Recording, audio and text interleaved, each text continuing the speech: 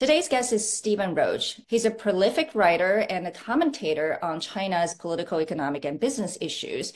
We have to touch on the forced sale of TikTok legislation that passed the House yesterday. You used a strong word to say it's xenophobic in your tweet.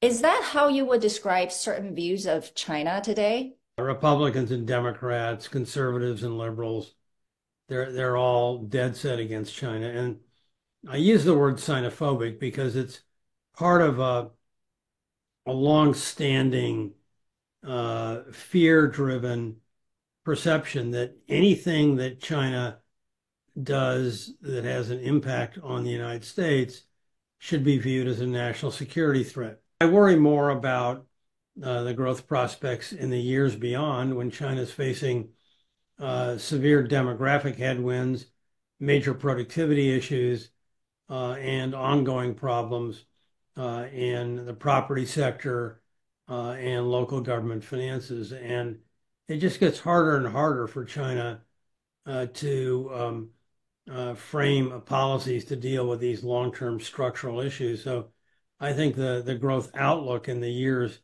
beyond 2024 are increasingly disconcerting. I think government policy in China now is uh, unfortunately being constrained by what I would call an imagination deficit.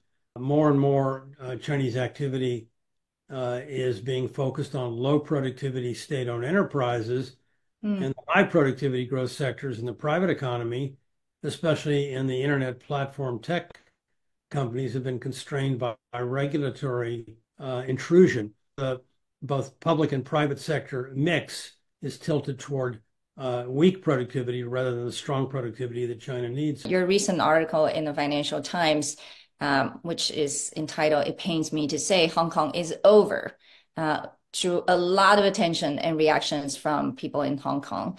Why did you write that article? And I really addressed three issues. Number one, the very tight economic linkage with China, and Hong Kong is going to go nowhere in a weak Chinese growth climate. The numbers show that very clearly. Secondly, I thought Hong Kong will be caught in the crossfire between the U.S. and China conflict, which forces Hong Kong's trading partners to pick sides between the U.S. and China. And thirdly, the political issues. Well, when you look at Hong Kong over the last few years, it's hard not to think about Taiwan. And so, what would you say are the lessons learned? Taiwan is larger with a far more dynamic source of growth in its tech area, especially its world-class semiconductor platform. And so Taiwan has optionality that a services-driven Hong Kong does not have. But the obvious lesson is political.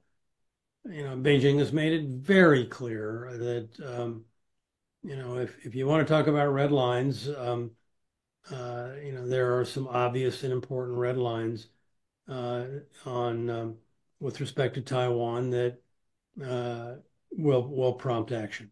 There's going to be a new president in Taiwan and will be inaugurated on May 20th.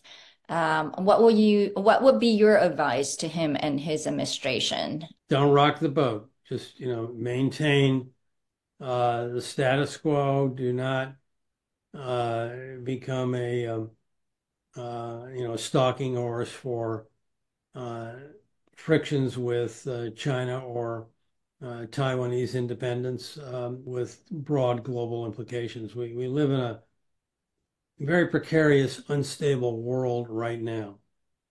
We've got wars in Europe and in the Middle East.